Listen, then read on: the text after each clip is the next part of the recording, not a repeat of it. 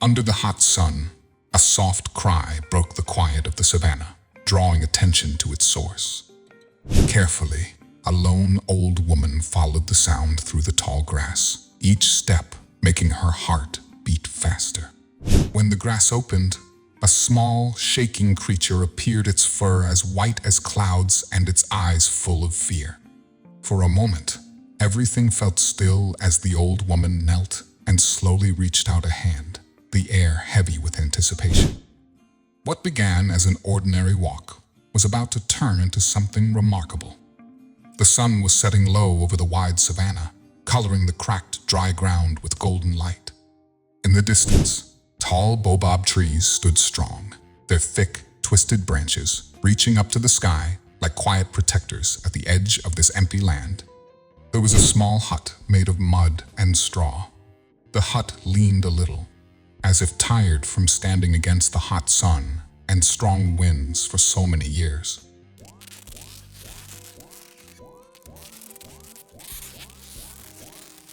Before we continue, make sure to subscribe, hit the like button, and click the notification bell for more amazing stories. This little home belonged to Mama Asha, a widow who had lived here alone for a long time.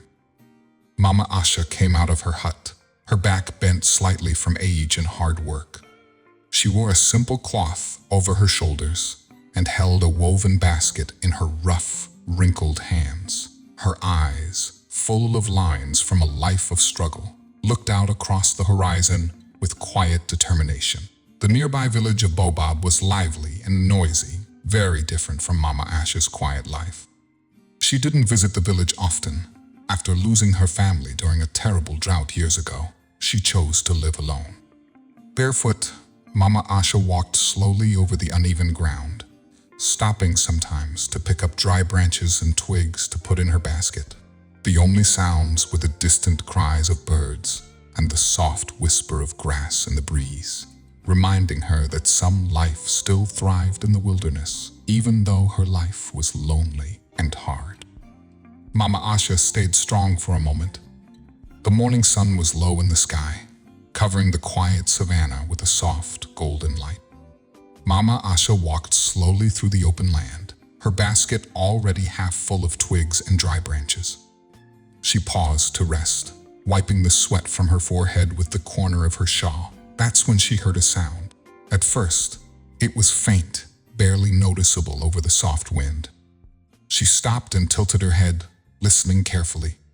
Then it came again, a weak, trembling cry, like a baby in trouble. Her heart started to race as she looked around, searching the grass and scattered trees, holding her walking stick tightly. Mama Asha followed the sound, stepping cautiously over the dry, crackling ground. The cries grew louder, pulling her deeper into the wilderness. She pushed aside a patch of tall grass and stopped suddenly. Lying on the ground was a small, shaking animal. Its fur was white as clouds, standing out brightly against the brown and green of the savannah. Tiny creature trembled, and Mama Asha's breath caught. It was a baby albino baboon, its wide, scared eyes sparkling with tears. The little baboon let out another soft, helpless cry. Its small hands reached into the air, grasping for something or someone. Mama Asha felt her heart soften. She knelt down slowly, careful not to scare the little animal. "Oh, poor little one," she said gently, her voice calm and kind, like a mother speaking to her child. "Why are you here, all alone?" The baby baboon flinched and pulled back into the grass, its tiny body tense with fear. Mama Asha didn't rush. She stayed still and quiet, moving only as softly as a breeze. She held out her hand, palm open, showing she wasn't a threat. "It's okay," she said in a soothing tone.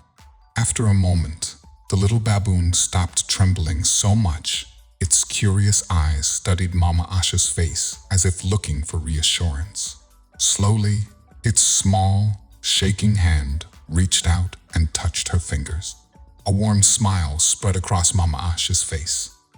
Carefully, she picked up the delicate creature, holding it gently in her arms. It was so light, its tiny body barely noticeable. Its soft fur felt like silk under her rough hands.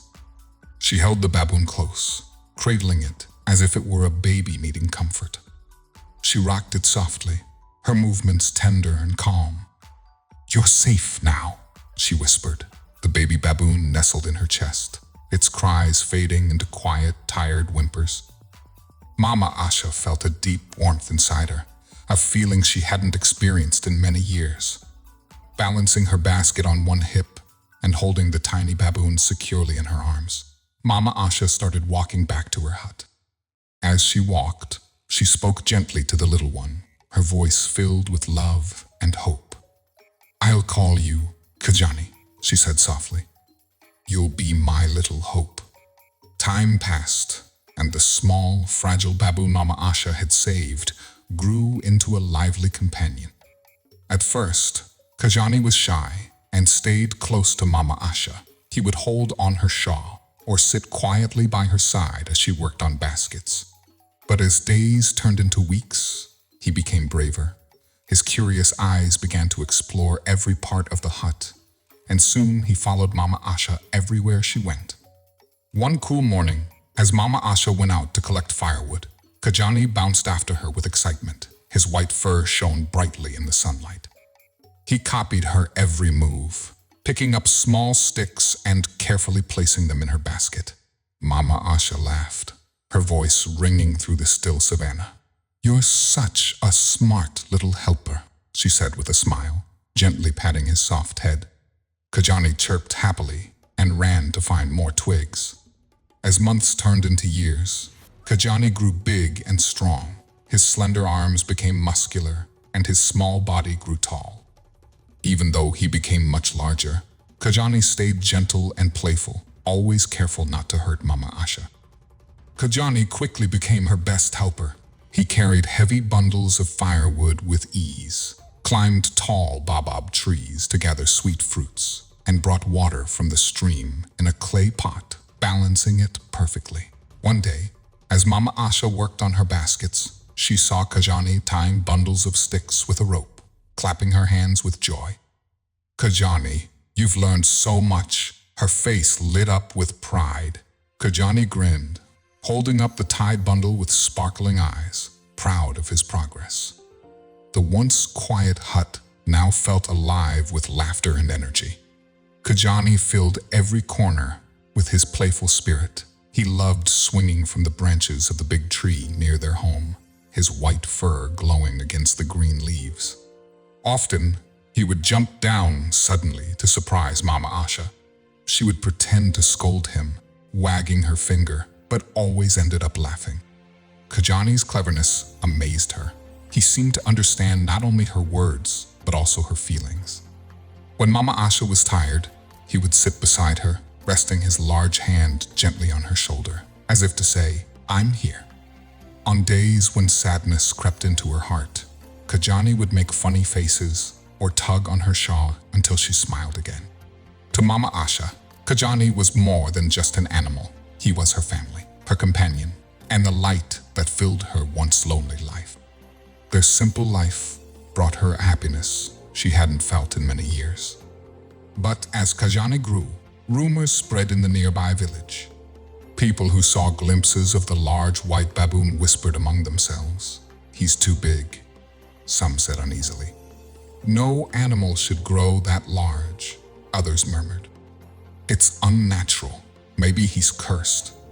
Mama Asha ignored the gossip. She knew the truth. To her, Kajjani wasn't a curse. He was a gift, her miracle. Nothing else mattered. One evening, as the sun set and painted the sky orange and purple, Mama Asha watched Kajjani swing joyfully from the tree branches, his happiness lighting up the twilight. "You're special, Kajjani," she said softly, her voice full of love and pride. "Don't let anyone tell you otherwise." Kajjani's size and intelligence amazed Mama Asha, but news of the unusual white baboon soon spread throughout the village of Baobab. People talked about his strength, his large size, and even rumors that he could understand human speech. One day, Mama Asha decided to visit the village market. She rarely left her home, but she needed supplies she couldn't gather herself. Kajjani walked by her side, carrying a small basket in his strong arm. His tall figure drew attention everywhere he went. As they reached the market, the cheerful sounds of the crowd slowly faded. Villagers turned to stare, and an uneasy silence settled over the area. Mothers held their children close, and men exchanged nervous looks. "Is that the white baboon they're all talking about?" a woman whispered. "It's not normal," another replied, her voice shaky. Kajjani noticed the fearful stares and tightened his grip on the basket, lowering his head slightly. Mama Asha touched his arm gently. "Don't worry, Kajjani," she said softly. "They just don't understand you." But her comforting words couldn't stop the tension building around them. When Mama Asha approached a fruit stall, the vendor stepped back quickly, his face pale. You can't stay here," he said, his voice trembling, his eyes darting nervously to Kajjani. "That thing doesn't belong in the village." Mama Asha frowned and replied firmly, "He's not a thing. This is Kajjani. He's part of my family." The vendor shook his head, refusing to look at her. Around them, the whispers grew louder. "It's a bad sign," someone said. "What if it hurt someone?" Kajjani shifted uneasily, feeling the fear and distrust in the crowd. His confused eyes turned to Mama Asha, silently asking what to do. "Let's go home," Mama Asha said calmly, though her voice carried a note of sadness. Keeping her head high, she turned and walked away. Kajjani followed closely, trying to make himself look smaller. As they left the market, the villagers' murmurs continued. Their whispers soon turned into wild rumors. Some said they had seen Kajjani lifting heavy logs as if they weighed nothing. Others claimed they had heard him make sounds like a human speaking. By the end of the week, fear and suspicion had twisted the truth. Some villagers began calling Kajjani a wicked spirit or a demon in disguise. "He's too smart for an animal," an elder said. "No creature like that should exist." When the dry season arrived and the savannah baked under the harsh sun, Mama Asha, who had always been strong despite her age, started to grow weaker. At first, it was hard to notice. She moved more slowly and needed more rest. But soon, even small tasks like weaving baskets or gathering firewood became too hard for her. One morning, as Kajjani carried a bundle of sticks back to their hut, Mama Asha stumbled and dropped her basket. She leaned against a tree, her breathing shallow and heavy. Kajjani rushed to her side, gently touching her shoulder. "I'm just tired, Kajjani," she said softly, trying to smile through her pain. "I'll be okay." But Kajjani could see the truth. Her hands, once steady and strong, now shook. Her steps were slow and unsteady. Over the next few days, Mama Asha stayed inside the hut, too weak to go out. Kajjani took over her daily chores. He gathered firewood, brought water from the stream, and even tried to cook, though his big hands struggled with the small tasks. Every evening, he sat by Mama Asha's bedside, his worried eyes watching over her. One night, under a sky full of stars, Mama Asha reached out and took Kajjani's hand. Her touch was soft, and her skin felt cool. "You've been so good to me, Kajjani," she said in a quiet voice. "I'm so proud of you." Kajjani tilted his head, his bright eyes searching hers as if asking her to explain. He made a soft sound, pleading for answers. "I'm just getting old, my boy," she said with a gentle laugh. "My time is almost over." Kajjani shook his head, refusing to accept her words. He leaned closer, pressing his forehead against her hand. He couldn't imagine life without her, the one person who had cared for him, who had shown him love when no one else did. The next morning, Mama Asha's condition worsened. Her breathing was shallow, and her voice was barely a whisper. Kajjani stayed by her side, holding her small hand in his large one, as if his presence could give her strength. By midday, Kajjani realized he couldn't help her alone. He needed someone who could. Rising to his full height, he looked back at her with concern before stepping outside. Mama Asha gave him a weak smile, her eyes full of love. "Be careful, my boy," she whispered, her voice faint as the wind carried it away. Without hesitation, Kajjani sprinted toward the village, desperate to save the only family he had ever known. But as he left, Mama Asha lay back in her bed, her eyes heavy with exhaustion. The small hut grew quiet, with only the soft sound of the wind passing through the open window. Kajjani ran toward the village, his strong legs moving quickly, his white fur shining brightly in the sun, making him easy to see as he dashed across the golden grass. As he neared the village, the usual busy sounds of life stopped. A woman carrying vegetables froze, her eyes wide with fear. Children playing with sticks dropped their toys and ran to their homes. "It's the white creature," someone shouted.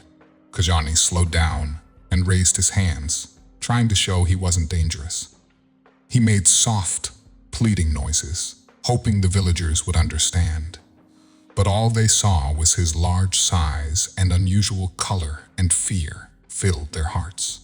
"He's here to attack us," a man yelled, grabbing a stick. More villagers came out of their homes to see what was happening. Some picked up sticks, stones, and tools to defend themselves. Kajjani stepped back, his hands still raised, but the crowd moved closer, their fear turning into anger. "Get the nets," someone shouted. Before Kajjani could react, a thick rope net was thrown over him. He struggled to get free, but more nets came, wrapping around his arms and legs. He let out a loud cry, his voice echoing through the village. "Don't let him escape." Another man shouted as they tightened the ropes and forced him to the ground. Kajjani's golden eyes searched the crowd desperately, looking for someone who might help. For a brief moment, the villagers paused. His cries sounded full of pain and sadness, but their fear was too strong. They tied him tightly and dragged him to an old wooden shed at the edge of the village. Kajjani stopped struggling. He lay still, breathing heavily, his eyes filled with sorrow. They locked him inside the shed and hurried away, their whispers fading into the distance. In the dim light of the shed, Kajjani sat on the floor, his strong body slumped in defeat.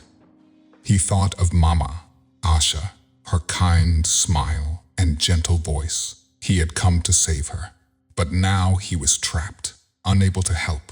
A single tear rolled down his face as he closed his eyes, feeling the weight of his failure. Outside, the sun sank lower, covering the village in shades of orange and red. Quiet Shed stood still, holding Kajjani's sadness far away from the little hut on the savannah. Mama Asha waited and waited until she could wait no longer. Inside the dark wooden shed, Kajjani sat still, his large body leaning against the rough wall. His golden eyes, once full of curiosity, were now dull with sadness. The ropes around him felt heavy, like the weight of his failure. Outside, the villagers gathered in small groups, speaking in low voices filled with fear.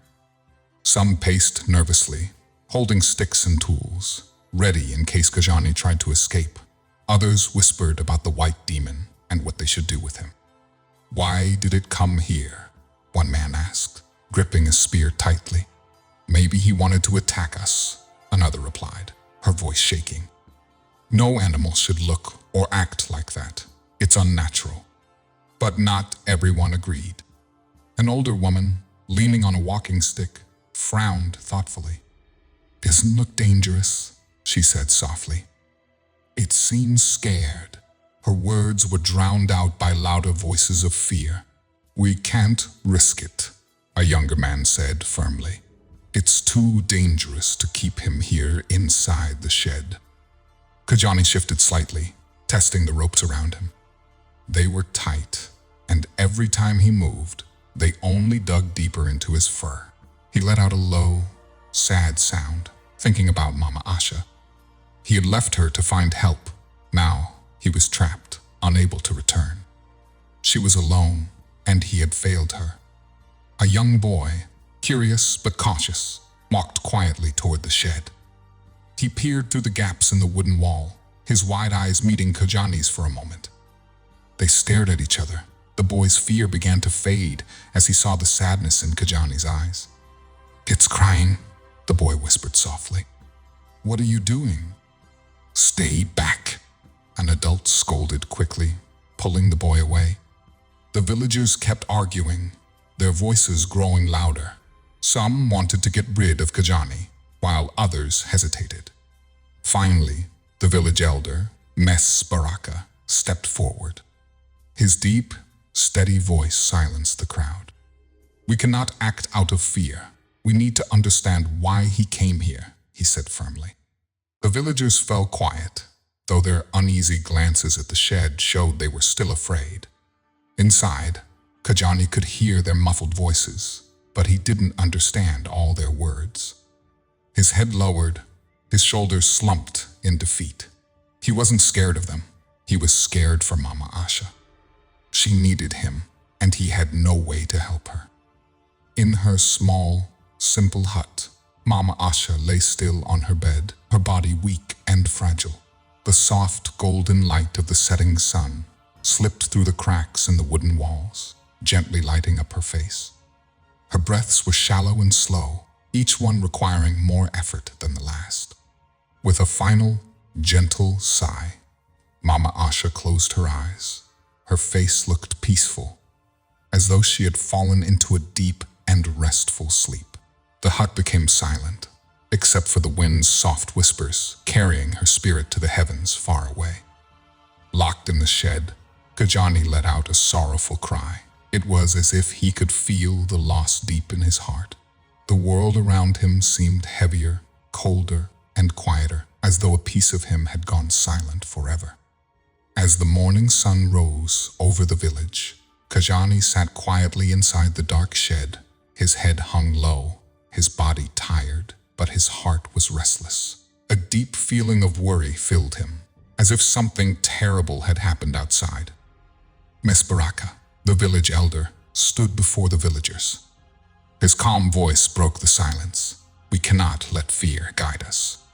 If this creature meant harm, it would have acted already. I believe he came to seek help." The villagers whispered among themselves, guilt mixing with their fear. Spreadukrr's words made them question their actions. Finally, one man nodded. "Maybe we were wrong. Let's release him." A small group of villagers approached the shed, tools in hand. Carefully, they opened the door. Sunlight streamed in, lighting up Kajjani's white fur. He blinked, adjusting to the brightness, and looked at them with cautious eyes. One villager stepped forward and cut the ropes. "You can go," he said softly, stepping back nervously. Kajjani hesitated for only a second before standing without a sound. He bolted out of the shed, his powerful legs carrying him toward the savannah. The villagers watched, frozen, as his large figure disappeared into the distance. "He's going back to her," someone murmured. Kajjani ran as fast as he could, his heart pounding. The dry grass brushed against his legs, but he didn't slow down. His mind was filled with thoughts of Mama Asha, her warm smile, her gentle voice. She needed him, and he had to get to her. When Kajjani reached the hut, the door was slightly open. He slowed his pace, carefully pushing the door wider. What he saw inside made him stop. Mama Asha lay still on her bed. Her frail hands rested on her chest, and her face looked peaceful, as if she were simply sleeping, but Kajjani knew she wasn't asleep. He moved closer, his large frame suddenly feeling small in the quiet room. Kneeling beside her, he gently placed his hand over hers. Her hand was cold. A soft, heartbroken sound escaped him. Kajjani stayed there for a long time, his head bowed, as though waiting for her to wake, but she didn't move. Hours later, the villagers arrived, led by Spreadukrr. They entered the hut silently, their steps gentle. When they saw Kajjani kneeling beside Mama Asha, their fear turned to sorrow.